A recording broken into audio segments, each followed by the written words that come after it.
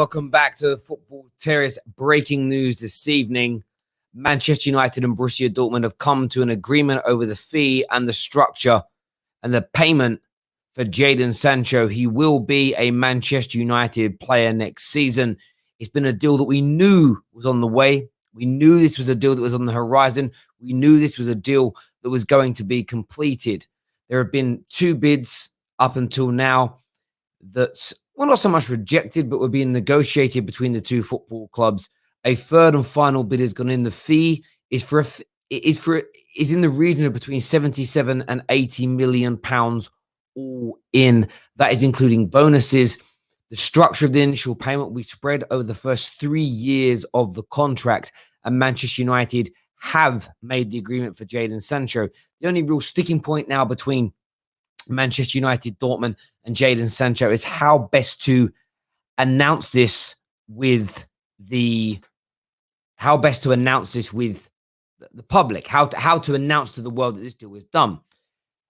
That's namely because of Euro 2020. It's very, very difficult for Manchester United to get access to the England bubble. They don't want to risk any kind of contamination, any kind of spreading of the virus, anything to happen to the England camp. England are simply not going to allow anything to enter their camp at this moment in time. There is no doubt about that whatsoever. Now, Man United fans want the announcement. They want this to be made official as soon as possible. Of course they do. Why would they not? There may be a holding announcement, a tweet, a statement on the club websites, Instagrams, etc., claiming that an agreement has been made between the two football clubs. The official announcement will be at the end of Euro 2020, or of course upon the exit of England from the tournament. They, of course, will be playing on Saturday in the quarterfinals, what looks like against the Ukraine right now, who have just taken a 2-1 lead against Sweden.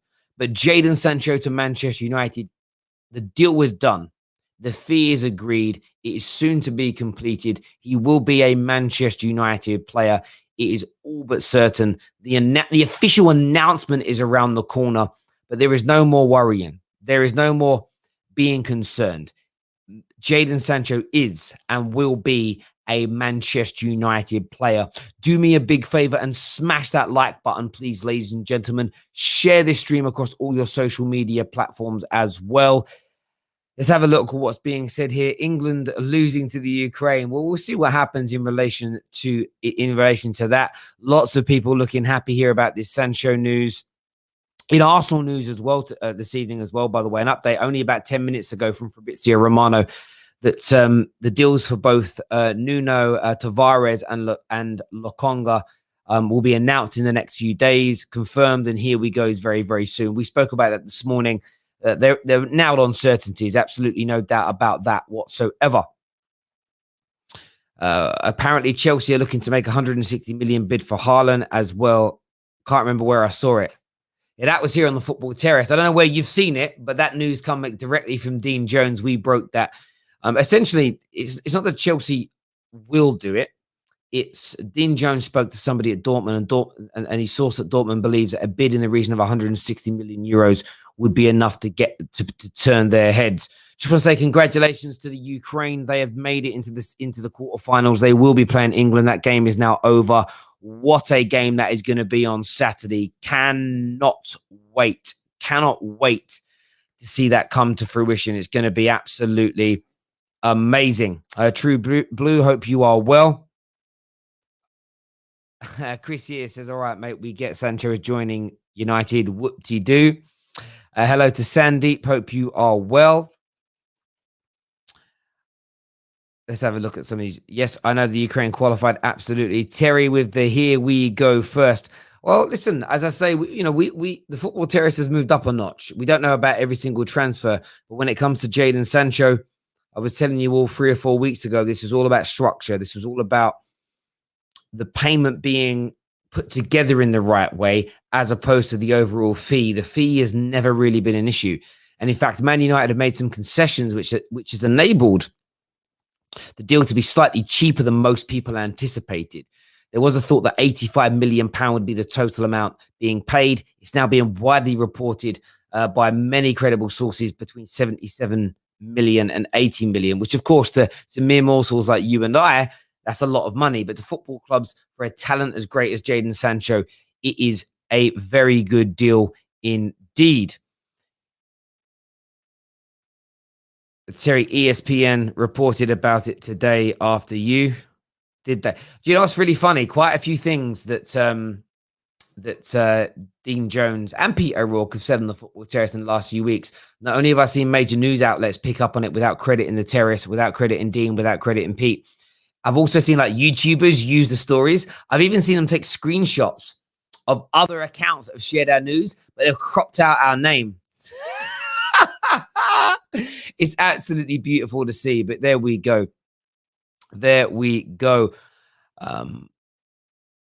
Let's have a little look through what's being said in the comment section here. Yes, Ukraine have qualified. Absolutely. Terry, my guy, I'm still recovering from the victory. Sancho to United is class, and Varane could be a done deal. The Varane deal was still very, very interesting. I think people need to hold water on that. There's a lot of talk about us meeting agents. There's a lot of talk about it being close. When it comes to the Rafael Varane deal, let's be very straight about this. Manchester United are still not 100% convinced that Varane wants to join Manchester United. However, this deal could now escalate quickly. It could escalate quickly because France are out of the Euros. Nobody expected France to be out of the Euros for at least another, 12 days? But now suddenly they're out. Varane is going to be, he'll get his representative straight away looking at his future, what we're going to do, where we're going to move forward, where we're going to be operating. And that could be done. That could be a deal that either whether it's Man United or PSG, I think they're the two front runners. I think we're going to get some updates and answers on that very quickly. But of course, yesterday when we did the Done Deal show with Dean, there was no expectation at all of France being out at this point. So that changes things dramatically.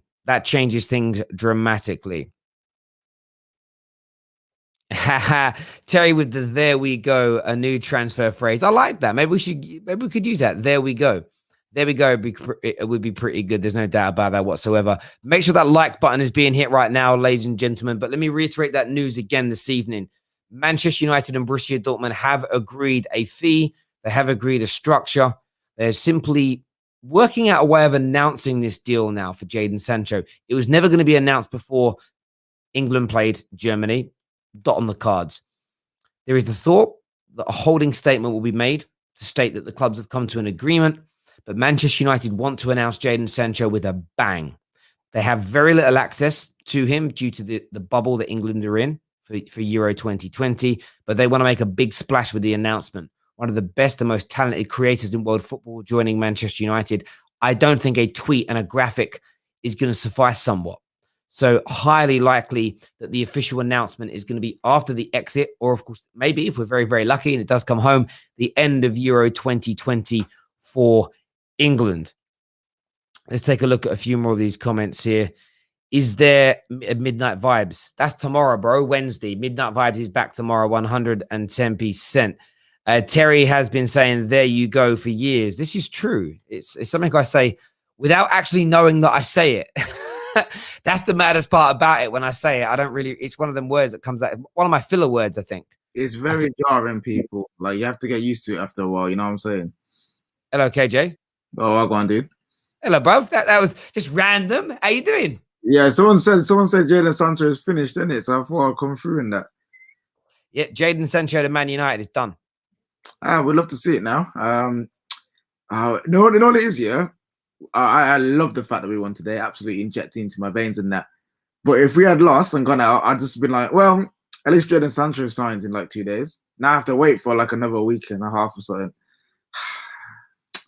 I just want it announced, bro. I just want it official. I want to see him in that wonderful red, you know what I'm saying? And I wonder what number he's going to get. I want to see how that gets resolved. I don't think we'll find out until the start of the season, though. I don't think they'll give him one yet. Yeah, I mean, I think that sort of stuff. So personally, I think that kind of stuff's already been discussed behind the scenes. That's very easy for Man United to talk. They want him to wear the number 7. I think there's no doubt about it. It's just about speaking internally to see how that would. I think one thing about Ollie that's different from Jose, I don't think Ollie will take anybody's shirt number without them being 100% supportive of it. So if they went to Cavani and said, look, would you mind if we gave the 7? and he was like, absolutely no problem, go for it, then do you get what I mean? Then it's a simplistic thing. But if there's a bit of a no, I need that, well, actually, I need that shirt for whatever reason, Medusa levels, it gives me powers, then we'll see. But I'm just glad that it's been formally agreed. And look, we don't quite know yet how the announcement, how it's going to be made, whether there's going to be a bit of a holding tweet or a statement, Instagram post, etc., or whether it will just be left now until after Euro 2020. But it does appear to be done. It does appear to be over. And as people I spoke to today, and I didn't even want to talk about this until after the England game, I held back on purpose. The news I just got back in from people was very, very clear. I said, is it going to be announced? And they said, it's hard to know when it's going to be announced because Man United, of course, want to make a big, big splash with this news. They're very, very eager to get the news out and kind of appease fans somewhat. But at the same time, they've almost got little, now that England have progressed further and we've got to leave the country for the quarterfinals, anybody being allowed access into the bubble, they're just going to be told no. They're just going to be told absolutely not. Yeah, no, I get that. I hear that. Well, now it's like for Man United, what next? You know what I mean? Where do we go from here? The Varane deal is going to be interesting to see if we get done. Obviously, now that he's also out of the Euros officially now, which is, again, if you think about it, it's very mad. No one expected that. We'd love to see it. But he's out of the Euros now. Is that deal going to accelerate? Are we going to wait for after he goes on holiday and whatnot? So it's going to be interesting to see how we deal with that. And then looking at what rivals are doing, and I know people might laugh, but Arsenal are making 2 signings fairly quickly with these 2 young players coming in. How would that affect people? Would people see that be like, actually, no, now's the time to start making deals happen? We'll just have to see. But yeah, Jadon Sancho coming in.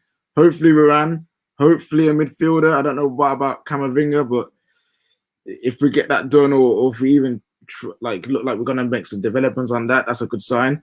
And yeah, all signs are good right now in terms of Murtaugh and Fletcher and how they're operating and how they're doing. So for me, I'm just looking at them, see how they do, see how they progress, and hopefully they take us forward.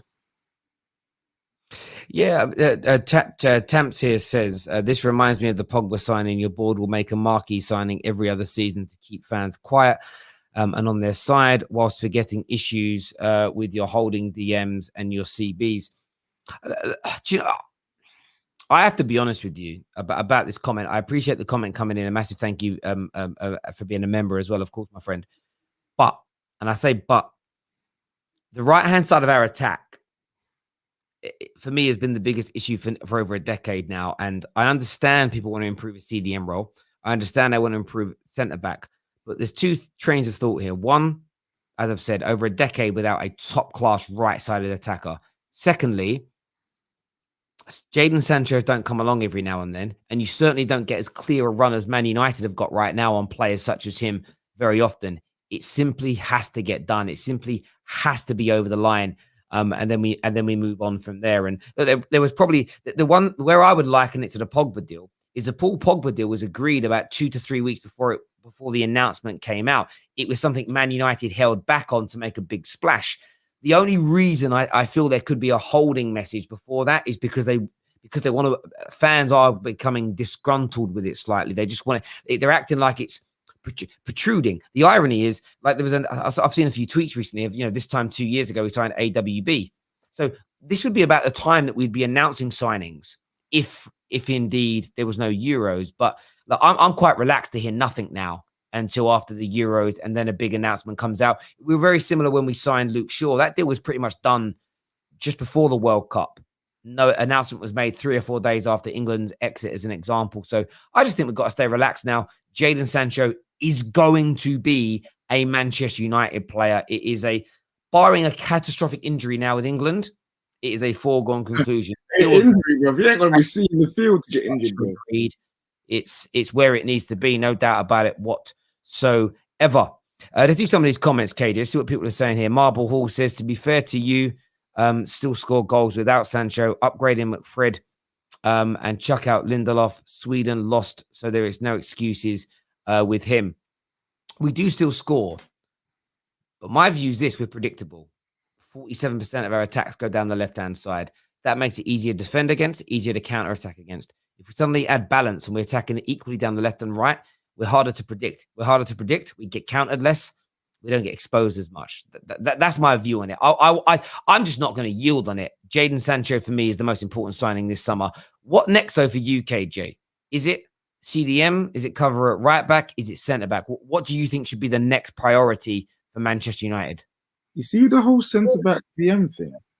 I think either one is okay because I feel like if we get one of them, we can maybe get away with a lower prospect or like a number 2 option in the other. So say if we get a centre back, say we get Varane, I don't mind getting a more of an unknown, obscure CDM because I know that if he messes up, I have Varane behind there with Maguire.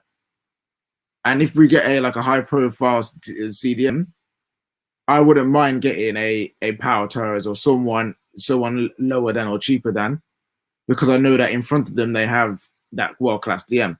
So I'm in two minds. I personally would want the CDM because I feel like we need a lot of help in the midfield. We've seen Paul Pogba play for France and have a world-class tournament, and that's because he's got the midfield players around him to let him play what he can do and do what he can do. So I feel like we need that midfield switch up more than a centre back right now, and then get that centre back. Right back cover, I think, is one of the last things that we can do. Like one of those deals, if it turns out we get it done on the last day, I will not be upset. I won't be vexed. I won't be like, oh, look at this poor planning. Like, no, it's a backup right back. You know what I mean? We just want to make sure they get one in. So yeah, that'll be my order: CDM, centre back, and right back. Yeah, absolutely. Yeah, I feel like I don't really mind. I'd prefer centre back because we definitely need something better than Victor Lindelof. But we've seen how good. Do you know what it is? I think people have also seen how good Maguire is at the Euros in the last 2 games, and there is almost this a level of excitement to say, if you had a Varane next to a Maguire, I don't think the necessity for an amazing shielding CDM in the Prem is going to be as vital. So if you bring in Varane, if you bring in either Kieran Trippier or somebody else to cover that side, maybe you give the low. I suppose it's 2 things. It then goes down to, do you spend 20 million, 25 million on a Trippier as cover at right back, maybe a little bit of cover at left back if we need him to do that as well if there's injuries, or do you give the low an opportunity, as a lot of people have spoken about, and then put some money towards a central midfielder? I still think we'd really like to sign Ndidi or Rice. We are, though, Man United are talking to, it's very early stages right now, they are speaking to the representatives of Ruben Diaz. Ruben Diaz seems to have become really unfashionable with football fans over the course of the last year, but he is certainly a player that Man United are interested in. And I think a holding midfielder like him, I think he could do bits because, in my opinion, he's better than both Fred and McTominay. And I've got this feeling him and Pogba in a double pivot in certain games could be beautiful. Yeah, Ruben Neves is a very good. Ruben Neves is a very good midfielder. I don't know what's happened. Maybe it's the poor season that Wolves has had. Sorry, I think I said Diaz. I meant Neves. Yeah, Neves. I keep doing that when I say Ruben. I keep saying Diaz. I meant Ruben Neves. Sorry, people. If it was me, I would let Greenwood go to Dortmund on loan as the main man. Get 30 to 40 starts, boost his progression and development. What do you think, Terry? No, sorry, my brother. I get the train of thought, but for me, it's like there are levels of talent that don't require loan moves.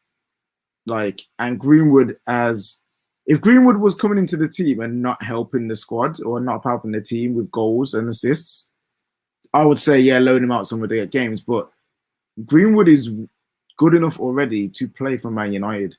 And what he needs is experience playing for Man United as a starter. I don't think... I agree with you. I'm not laughing at you, by the way. Sorry, carry on. Sorry. Yeah. I don't think Greenwood needs to go out anywhere to gain confidence or experience because he's already got that here at United. We don't need that. Like, same with Ahmad. I've seen Ahmad, people say Ahmad needs to go out on loan. It's like, no, we've already seen he's got the quality in the little glimpses. He needs to get used to playing for Man United. He needs to get used to the speed and the pressure of the Premier League. So those 2 young players for me are 2 players that don't need to go anywhere because they've had time in the first team and have already contributed at that age already. So yeah, Greenwood, I get the idea, but I really don't agree with it. Greenwood's good enough, so is Ahmad, to stay. Yeah. Like the Greenwood thing, I don't really know where that's come from recently. This kind of notion of him going out on loan. He's integral to our first team. What's been reported by so many outlets and so many credible journalists is that he will move. He's going to be the backup number. He'll play regularly, but he's going to be the backup number 9 to Cavani. He's moved in front of Anthony Martial in terms of the number 9 in that particular area. What I will say about Anthony Martial, though, is a lot of reports come out. Him and his team are working very hard in pre-season on his fitness. It looks like he's really trimmed up. It looks like he might come into this season with his bit between his teeth saying, I'm going to fight for my place. And do you know what? If Anthony Martial does that, I'll love him even more. Yeah. Do, because that's what we've all been asking for. It's that level of I want 3 number 9s that have the potential to be world class, and I want them all fighting out. And it's survival of the fittest, and one of them is going to walk out with the number 9 shirt or the position of the number 9. And if Martial's up for that fight, then I've got nothing but love and admiration for him. What I was laughing at, by the way, people, is the word Daniel, that Mr. Miyagi was trending, and I clicked on it, and it's because the player that got sent off tonight for the Swiss. For the Swede was called Danielson. And wow! And everyone was like, it just made me laugh. It just triggered my childhood. The internet is a wonderful place, isn't it? Oh, it's beautiful. Yeah, totally. But the thing about it, if Rashford does get this operation, and by the way, I'm so glad that he's not really seeing a lot of minutes for England. I do respect Southgate for managing his minutes very well. So yeah, I'm glad he's not doing that. If he does get this operation, which I beg he does, we're gonna need a left winger.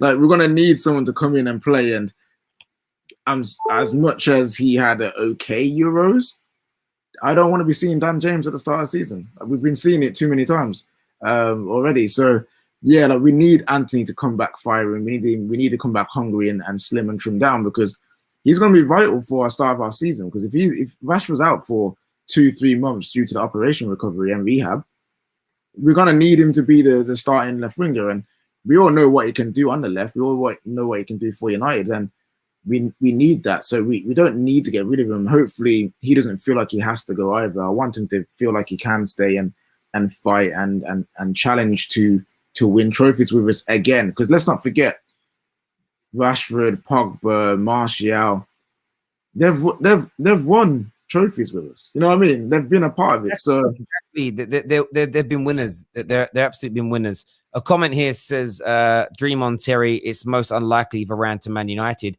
My brother, I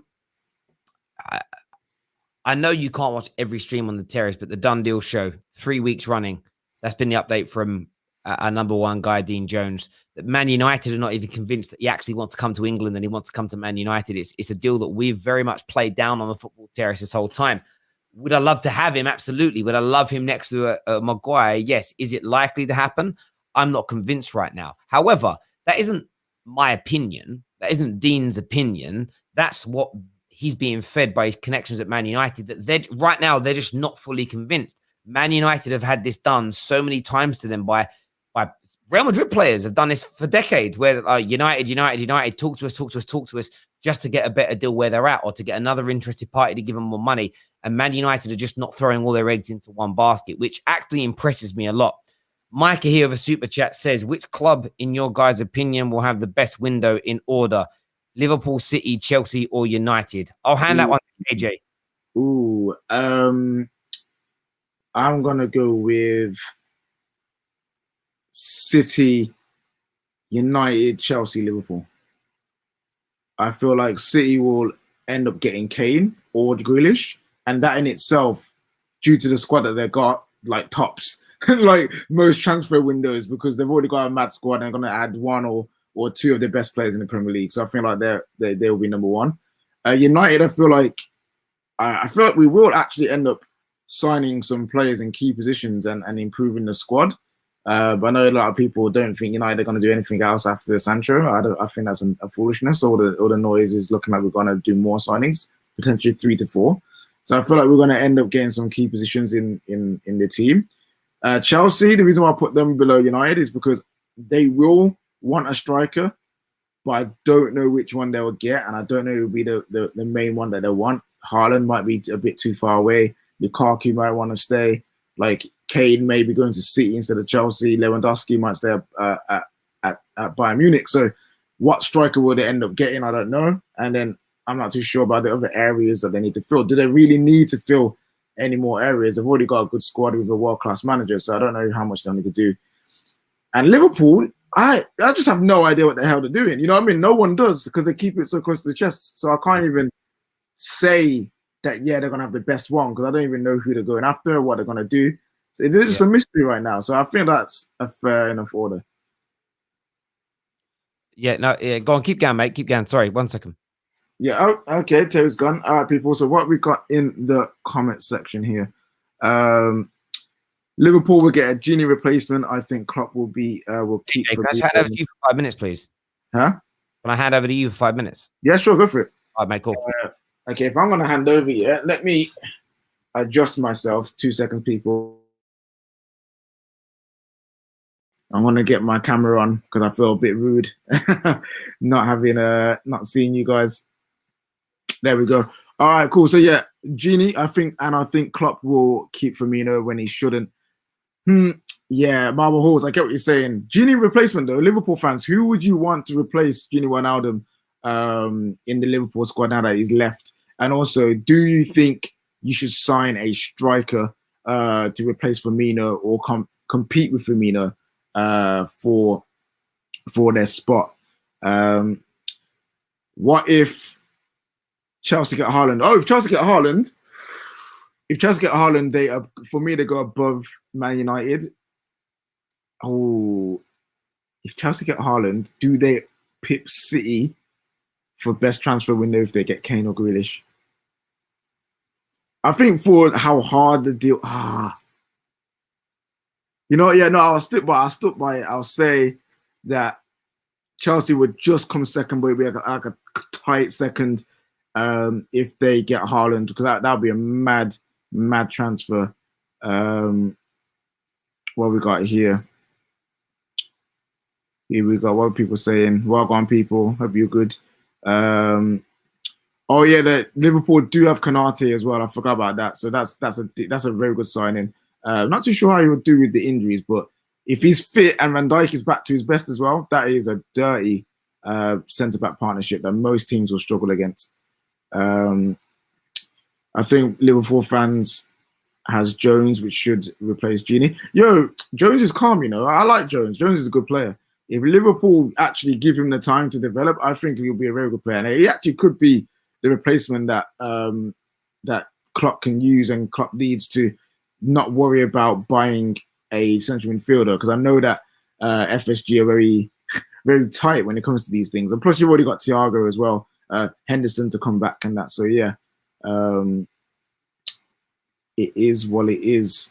Just looking at your comments, 137 million is what's needed apparently to get Haaland. That's a lot of money, people. But man like Roman's got it. You know what I'm saying? Roman's got the peas for him. So it's one of those ones where it's like, how much does he want him? I have a sneaky feeling that they might just miss out on him.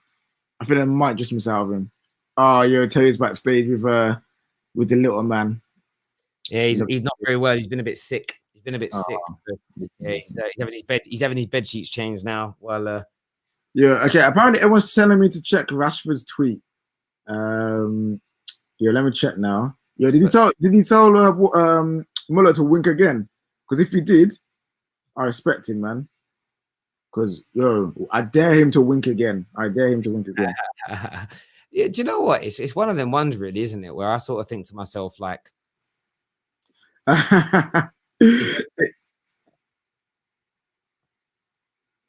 it's Sterling and Sancho, and he put "my guys" as the caption.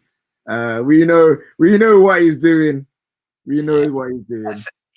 They know in the Man United, the England camp knows he's a Man United player. Everybody knows that he's a Manchester United player now. It's just a formality. It's just an absolute formality from this point. And and there's another one. Someone commented underneath one of his posts that says "announce Sancho, Marcus," and he replied with, Yes, with Oh, a kiss. look, that's our boy Rashi. Do you remember Marcus Rashford tweeted you when you were born, didn't he? Didn't he? Didn't he? Oh, he's not. He's very poorly. He's a very Yeah, boy. A very poorly boy, aren't you, mate? Aren't you? I can't believe they've done that. That's so flipping funny. That's quality, though. Do you know what's mad? Like again, like sometimes it's management companies. That sounds like Rashford's done it in the excitement of winning today, like Yeah, buzzing, and then gone, oh yeah, it's done, it's over the line. But yeah, man, I'm just happy it's a done deal now, and it's where it needs to be, and he's going to be a United player, and it gives us the rest of we'll be able to walk away, even if it isn't announced for 2 weeks. I don't care. We can walk away from it now, having agreed it, and we can move on to other deals and start focusing on CDM, on defense, on yeah, wherever else in the team, and we can kind of put this saga kind of yeah, behind everything else. yeah. Terry, we're talking about right back here. A lot of people want to keep Dilo. There's quite a few that want to sell him and bring in Trippier or someone else. Some people have said Lamptey. Some people have said Max Aarons. Obviously, you know how much I'm a big fan of Ethan Laird, but I don't feel like he's ready yet. Yeah. And I don't think Brandon Williams is good enough for Man United. Yeah. What are you doing? Are you keeping Delo or are you selling him, buying a new right back? I'm still not convinced by Delo. I still think he's a defensive frailty, and football's an interesting sport because it evolves so much. And a couple of years ago, all anyone cared about was how offensively good a defender was. I can already see that change coming.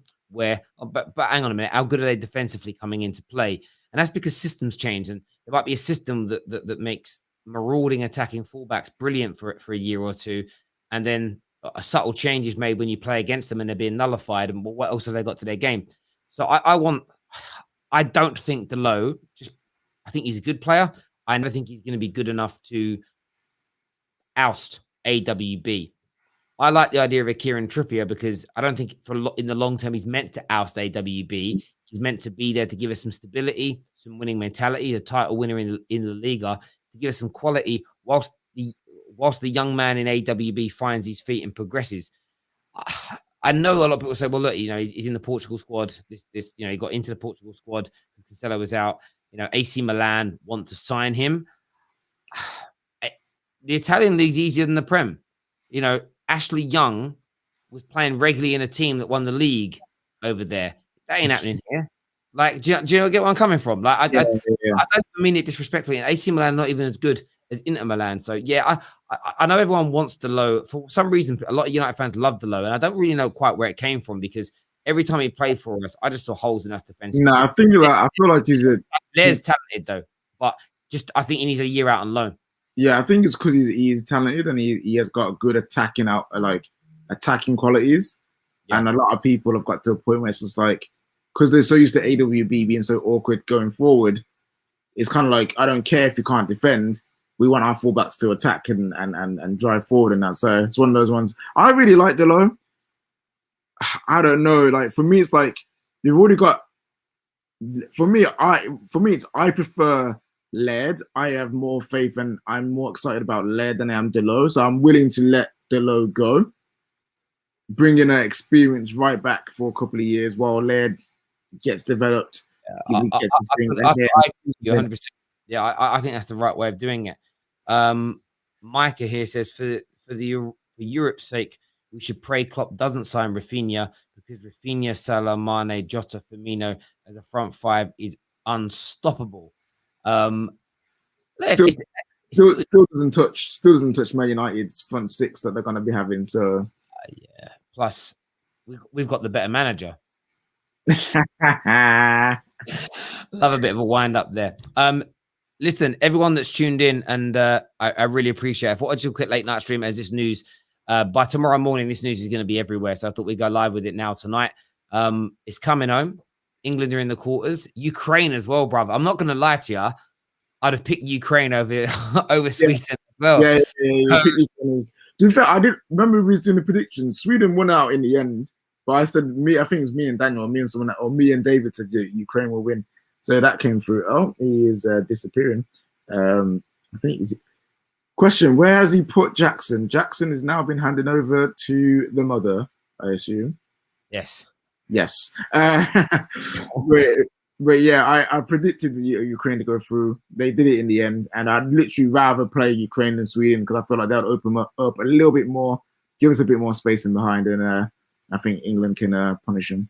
Yeah, I feel like we've played Ukraine 100 times in the last in all these qualifiers over the last few. I swear we have, and I think we've done okay against them. So Yeah, I respect them, but they're so beatable. They are so yeah. beatable. Yarmolenko and Yaramchuk are very good, though. They're a very good team. Yeah, and that's why I say you got to respect them. But I also feel like I actually think England might fare well. You know, look, Croatia we've beaten, the Czechs we've beaten, the Germans we've beaten. Ukraine don't scare me, as I say, but 110% respect going into this game. Everyone who's tuned in this evening, a massive thank you to each and every single one of you. Do me a big favor and smash that like button, hit the share button, subscribe to the Football Terrace, and we'll see you all again very